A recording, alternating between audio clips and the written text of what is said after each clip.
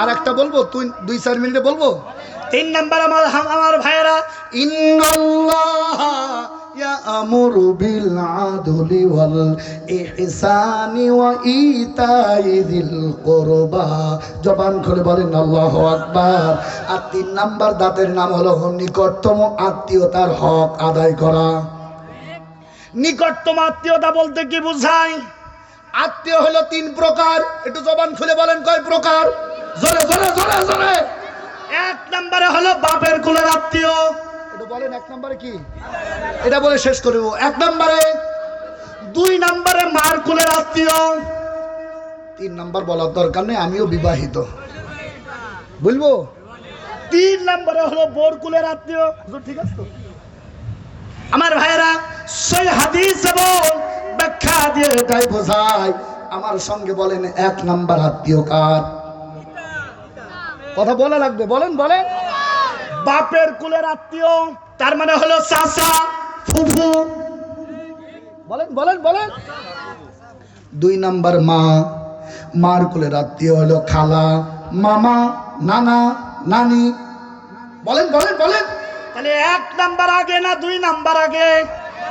এইবার আপনি বলেন তো দেখি, আমরা যারা দিনের পক্ষে আছি, চাচা যদি বাড়ি যায় আলু ভর্তাও জোটে না, আর মামা যদি যায় মিনিমাম গরুর গোশ না খেয়ে আসে না। কথা জোরে বললেন না যে? তাহলে 1 নাম্বার আত্মীয় হলো চাচা। 1 নাম্বার আত্মীয় কারা? 2 নম্বরে ফুফু। 2 নাম্বার আত্মীয়র সেকশন হলো মার কুলের আত্মীয়। 3 নাম্বার হলো বোর কুলের আত্মীয়। বোর কুলের আত্মীয় হলো শালা, শালি, শাশুড়ি আর শ্বশুর। বলেন বলেন বলেন। এইবার আপনাদের কাছে জানতে চাই, কদর 1 নম্বরের হবে না 3 নম্বরের হবে? হইলো না হইলো না, জোরে জোরে জোরে। 1 না 3? একের পক্ষে কারা? ডান হাত তোলেন। 1-এর পক্ষে হলো কোরআন। 1-এর পক্ষে কারা? জোরে জোরে জোরে। এই হাত তোলেনি কোনটা? মনে করবেন ওইটার বোধ দিকে ভয় পায়। দেখেন তো হাত তোলেনি কোনটা? না মামা, আজকের থেকে আসেন, শুধু দাড়ি দিয়ে বাড়ি মাইরে সুবহানাল্লাহ পড়ে চলে যাবা, এই আর কি দিয়ে আজ যায় হোক, পরের বাড়ি ডিম পাওয়া যাবে, আল্লাহ পাওয়া যাবে না। কথা বলেন না কেন ভাই? এইবার বলেন তো দেখি, শালি আসলে যত কদর বাড়িতে হয়, শালি আসলে বাড়িতে যত কদর হয়, শ্বশুর আর শাশুড়ি আসলে বাড়িতে যত কদর হয়, তার চাইতে বেশি কদর হওয়ার দরকার চাচা আসলে, ফুফু আসলে। আল্লাহর বান্দারা, চাচা ফুফু আসলে পোল্ট্রি জোটে না, আর শালি আসলে খাসির গোশত ছাড়া যেতে চায় না। কথা বলে। অথচ আল্লাহ বলছেন নিকটতম আত্মীয়। ওয়াল আকরাবিন। নিকটতম আত্মীয় ব্যাখ্যা এই 3টা। আল্লাহর বান্দারা আসেন, একটু ঝালাই করেন তো দেখি আমার ভাইয়েরা। জান্নাতে যাওয়ার চাবি, তার নাম নামাজ। আর এই নামাজিদের 1 নাম্বার থাকা লাগবে ন্যায় বিচার, 2 নম্বরে মা বাবার ভক্তি, আর 3 নম্বরে আত্মীয়তার মেইনটেইন। কথা বলেন না কেন ভাই? আমার ভাইয়েরা, এইবার বলেন তো দেখি, আমরা যারা এখানে আছি, আমরা কি হিন্দু না মুসলমান? মুসলমানের 1 নাম্বার চিন্তা জান্নাত, আর জান্নাতে যাওয়ার 1 নাম্বার ট্যাবলেট আল্লাহর বান্দারা। সূরাতুন নাহল আয়াত নাম্বার 90। আল্লাহ রাব্বুল আলামিন বলেন, 1 নম্বরে ন্যায় বিচার, 2 নম্বরে ইহসান করা, 3 নম্বরে নিকটতম আত্মীয়তার হক আদায় করা। এরপরে আছেন আমার ভাইরা, আর 3টা আল্লাহ নিষেধ করতেছেন। আল্লাহর বান্দারা, আল্লাহ রাব্বুল আলামিন ডাক দিয়ে বলেন, আল্লাহর গোলামের আল্লাহ রাব্বুল আলামিন বলেন, বিল আদলি ওয়াল ইহসান ওয়া ইতাই যিল কুরবা ওয়া ইয়ানহা আনিল ফাহশাই ওয়াল মুনকার। দুনিয়ায় যত খারাপ বাক্য আছে, দুনিয়ায় যত খারাপ দিক আছে, মন্দ দিক আছে, তা ছড়িয়ে ফেলে দিয়ে আল্লাহর হকের দিকে আসা। কথা জোরে বলেন। এইবার বলেন তো আমার ভাইয়েরা, মন্দ হলো সুদ। মন্দ কি? আসতে বললেন, আর একটু ভোল্টেজ বাড়ান।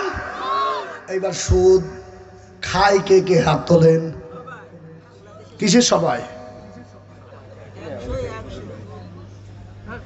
ওরে টাকা ছেড়ে ঠ্যাঙের উপরে ঠ্যাং দিয়ে মসজিদের কোনায় বসে সুবহানাল্লাহ 33 বার, আলহামদুলিল্লাহ 33 বার, আল্লাহু আকবার 34 বার, আর হিসাব করে আগামী মাসে 10,000 কম পাইছি, এই মাসে 20,000 তুলে নেব, এমন কে আছে?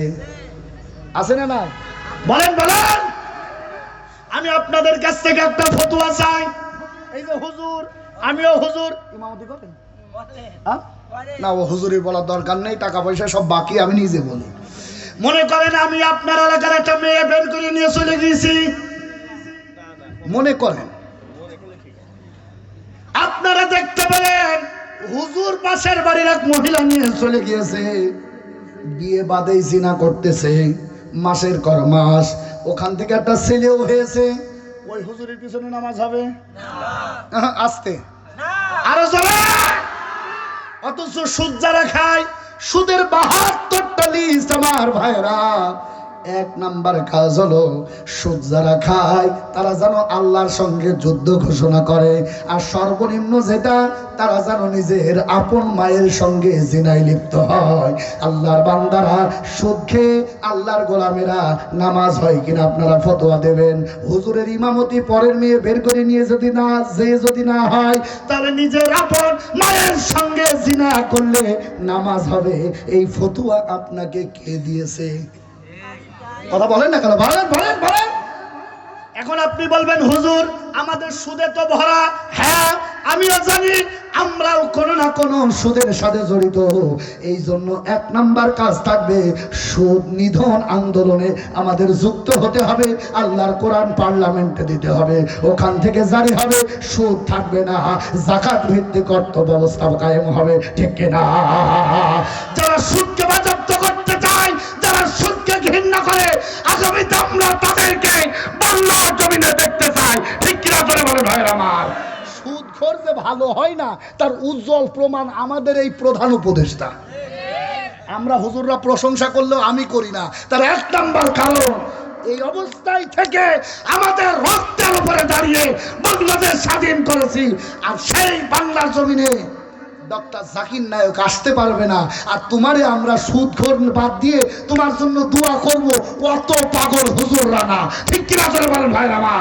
অনতির বিলম্বে আমরা উপদেষ্টাদের কাছে জানাতে চাই, ডক্টর জাকির নায়ক বাংলাদেশে আসবে, যারা বাধা দেবে বাংলাদেশে তাদের বিচার হবে, ঠিক কিনা করে বলেন ভাইরা আমার। ডক্টর জাকির নায়ককে বাধা দেয়া তার মানে কোরআন হাদিসের কথাকে বাধা দেয়া। কথা জোরে বললেন না? জোরে বলেন, জোরে বলেন। সারা বিশ্বের ময়দানে কোরআনের প্রচার যারা করে তাদের ভিতরে ডক্টর জাকির নায়ক অন্যতম। কথা জোরে বললেন না? জোরে বলেন। আর সেই ব্যক্তি বাংলাদেশে আসবে, এটা তো আমাদের সৌভাগ্যের ব্যাপার। চিন্তা করো না, রাস্তার পিচ খুঁড়লে এখনো আমাদের রক্তের গন্ধ পাওয়া যায়। কথা জোরে বলেন না কেন ভাই? জোরে বলেন। অতএব আমাদের রক্ত ঝরানোর অভ্যাস হয়ে গেছে। আল্লাহর কসম করে বলি, পূর্ব দিগন্তে সূর্য উঠবে, একথা যেমন সত্য, আগামীতে কোরআনের রাজ কায়েম হবে, এটাও তেমন সত্য ইনশাআল্লাহ, ঠিক কিনা জোরে বলেন। 2-1টা হুজুরকে পাঠা দিয়ে বাংলাদেশে তোমাদের ক্ষমতাও টিকিয়ে রাখতে পারবো না। তার কারণ বাতাস যখন এসেছে, এ বাতাস ঘুরবে, ঘুরিয়ে দেবে কে? একটু জোরে জোরে জোরে জোরে। তার কারণ যে বিটি চিন্তা করেছিল 41 সাল পর্যন্ত ক্ষমতা নিয়ে যাবে, 24 সালে আমার আল্লাহ এমন ভাবে অল আউট করলো যে জীবনে মনে হয় বাংলাদেশে আর মাজা খাড়া করে দাঁড়াতে পারবে না। একটু জোরে বলেন না কেন? জোরে বলেন। এই খালিশপুরের বুকে আমি আওয়ামী লীগ করি, আমি হাসিনার লোক, এ কথা বলে কেউ টিকে থাকতে পারবে? একটু জোরে বলেন। আমার তো মনে হয় কুকুরে ছিঁড়েই ওর খেয়ে ফেলবে, মানুষ দরকার হবে না। লজ্জা থাকার দরকার, শিক্ষা নেওয়ার দরকার। আমাদেরকে তামাশা দেখাইছিল ওই বুড়ো বিটি, কথা বলছেন না? আর আমাদের একজন মুফতি মমতাজ ছিল, উনি বলতো আমার নেত্রী প্রতিদিন সকালে কোরআন তেলাওয়াত করে, টাটকা নির্ভেজাল, শয়তানের সালা ছাড়া আর কিচ্ছু না, ঠিক কিনা জোরে বলেন ভাই আমার। তার কারণ 5 তারিখের পরে এক রিক্সাওয়ালার ভিডিও দেখেছিলাম। রিক্সাওয়ালা সংসদের সামনে যে রিক্সা ফেলে দিয়ে একেবারে সোজা বঙ্গভবনে ঢুকে মাননীয় স্পিকার যেখানে বসে ওই চেয়ারে বসে দুই ঠ্যাং মশানের মতো দিয়ে বলতেছে আমি স্পিকার। সুবহানাল্লাহ বলবেন না? তাহলে আল্লাহর মার যখন শুরু হয় ভ্যান আলাও স্পিকারের আসনে বসার সুযোগ পেয়ে যায়। কথা বলে মমতাজ, তুমি বলেছিলে আমার নেত্রী কোরআন পড়ে, এটা টাটকা ভেজাল ছাড়া কিছু না। তার কারণ আমার ছেলেরা 6 তারিখে তার ঘরের ভিতরে যে কত কিছু পেল, বললেন না যে ভাই, আমি ও পর্যন্ত আর নিয়ে গেলাম না, কত কিছু পেল, শুধু পাই নাই কোরআন শরীফ। কি পাই নাই? কি পাই নাই? জোরে বলেন, জোরে বলেন। শাড়ি পেলো, ব্লাউজ পেলো, পেটিকোট পেলো, আরো কত কিছু পেলো, ইলিশ মাছ ফ্রিজ যে যার মতো ভাগ করলো। দুঃখের ব্যাপার কোরআন শরীফ পাওয়া গেল না। তার মানে ওর চাইতে মুনাফিক ছাড়া আর কেউ নাই। ঠিক আছে বলেন? আজ বাংলার জমিনে হক্কানি আলেমদের দিকে তাকায় যারা নমিনেশন বন্টন করতেছো, কসম আল্লাহর, তুমিও যদি ধোঁকাবাজি করো হাসিনার মতো একাইও মারবে। ও তো ভারতে গিয়েছে, তুমি ভারতে যে জায়গা পাবা না। ঠিক কি আছে বলে ভাইরা? আল্লাহর খেলা বড় খেলা, শুধু একটু সময় নাই। ঠিক আসতে যে একটু জোরে বললেন না যে? আরো জোরে বলেন। কি খেলার খেলা, বিচারপতির বিসি পর্যন্ত ঠিক রাখতে দেয় না। এ খেলা কার? জোরে বলেন। আর যিনি দরবেশ ছিল ছদ্মবেশে দরবেশ সেজেছিল, 36,000 কোটি টাকা যার ভান্ডারে, পরে দেখছে চাষা চাষা হয়ে দাঁড়িয়ে আছে। ও কি নমুনা বাদ দিছি না? বড় কষ্ট। কথা বলেন না কেন ভাইরা? অতএব জুলুম করে কেউ টিকে থাকতে পারে না। বাংলাদেশে যারা জুলুম করবা, হাসিনার থেকে শিক্ষা নাও। কসম আল্লাহ, জুলুম করে দাঁড়িয়ে থাকার সুযোগ নাই। ঠিক কিনা জোরে বলেন ভাইরা? আল্লাহ তাআলার কাছে দোয়া চাই, আল্লাহ আমাদেরকে মাজলুমের পক্ষে থাকার সুযোগ দিক। সুবহানাল্লাহ জোরে বলেন। আর জোরে বলেন আমিন। আমার ভাইরা, রাত প্রায় 12টা বেজে গেছে, ওদিকে আর যেতে যাচ্ছি না। আমরা যে কথাগুলো শুনলাম আল্লাহর কাছে দোয়া চাই রব্বুল আলামিন যেন আমল করবার তৌফিক দেয়। 1 নম্বরে ন্যায় বিচারের পক্ষে। 1 নম্বরে কোথায়? জোরে বলেন ভাই। আমার কথা শেষ করতে দেন, একটু দোয়া করে চলে যাবো ভাই আমার ভাইরা। 2 নম্বরে মা বাপ। 2 নম্বরে কি? জোরে জোরে জোরে। আর 3 নম্বরে নিকটতম আত্মীয়তার হক আদায় করা। আমাদের নিকটতম আত্মীয় এই 3 ভাগ। আর একটা ভাগ আছে, সেটা হলো আমাদের দ্বীনি আত্মীয় যারা। কথা বলেন? যারা আলেম ওলামা, আমাদের ইমানের তাগিদে যারা আমাদের আপন, এরা আমাদেরকে এখন ডাক দিচ্ছে, আমরা তাদের পক্ষেই থাকবো ইনশাআল্লাহ। জোরে বলেন ইনশাআল্লাহ। এবং আমরা আমাদের সন্তানাদি দিয়ে মানুষের মতো মানুষ তৈরি করার জন্য এই গোয়াল হুদায় যে প্রতিষ্ঠান হয়েছে, আমরা শুধু টাকায় দেব না, আমরা আমাদের সন্তানগুলোকে দিয়ে আমরা এখানে মানুষের মতো মানুষ করবো। পারবো না ইনশাআল্লাহ?